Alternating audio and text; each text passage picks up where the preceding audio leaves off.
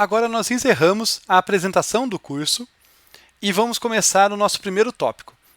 O tópico que vai ocupar aí as nossas primeiras aulas serão as tabelas de símbolos e, mais especificamente, as estruturas de dados que as implementam corretamente. Mas para que essa frase faça sentido, vamos passar aqui brevemente sobre o que são tabelas de símbolos.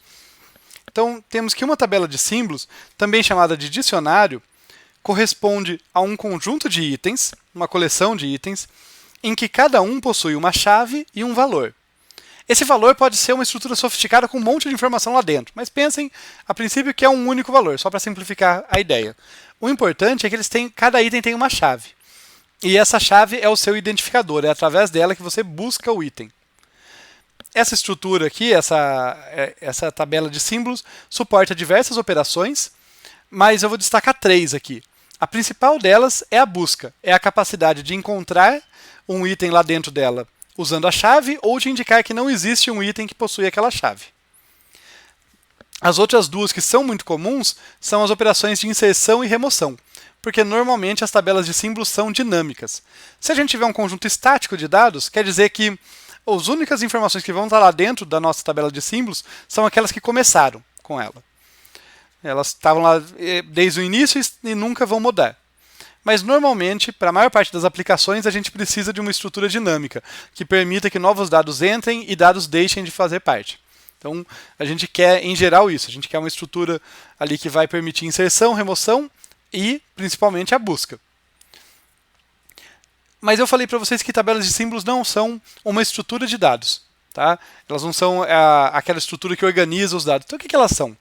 Elas são o que nós chamamos de um tipo abstrato de dados. Por quê? Porque o foco dela está no propósito dessa estrutura e não na maneira como ela é implementada. A gente olha para a tabela de símbolos através de uma interface em que ela nos diz quais operações ela deve suportar. E exatamente qual a mecânica que vai estar rodando por trás, quais as engrenagens que vão estar girando ali por trás para que aquelas operações sejam atendidas, fica escondido da gente. Claro que isso não vai poder ser dado automaticamente. É aí que entram as estruturas de dados. A gente vai ter estruturas de dados que implementam tabelas de símbolos. E dependendo da estrutura de dados que eu usei, aquela tabela de símbolo vai ser mais ou menos eficiente para diferentes operações.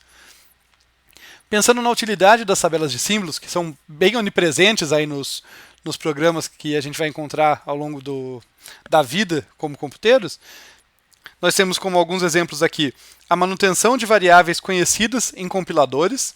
Tá?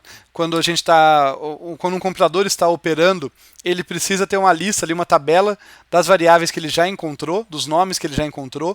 Uma tabela de símbolos é usada para isso. Bloquear tráfego de certos IPs. Imagina que eu quero fazer um filtro de IPs proibidos, eu tenho que consultar na minha tabelinha.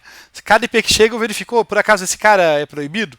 É um caso que acontece. E um outro probleminha computacional básico, detectar duplicatas. Às vezes eu tenho um conjunto de dados, ou tenho 2 conjuntos de dados e quero saber se existem duplicatas ali dentro. Também as buscas da tabela de símbolos me permitem fazer isso. Então, dessas aplicações, a gente percebe que tanto nomes, quanto IPs, quanto outras coisas mais complicadas, como configurações do estado de uma máquina, podem ser as chaves da minha tabela. Depende de acordo com aquilo que eu queira buscar, daquilo que identifica a assinatura do meu objeto. Tá? Vai ser a chave. E para fechar agora então, essa introdução às tabelas de símbolo, eu quero destacar que na próxima aula nós vamos começar a pensar nas estruturas de dados. Nós vamos ver aqui uma série de estruturas de dados para implementar de modo não trivial e, em geral, bastante eficiente as tabelas de símbolos.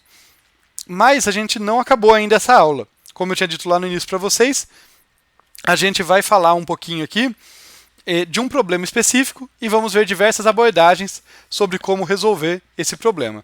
É isso que nós vamos ver nos próximos vídeos.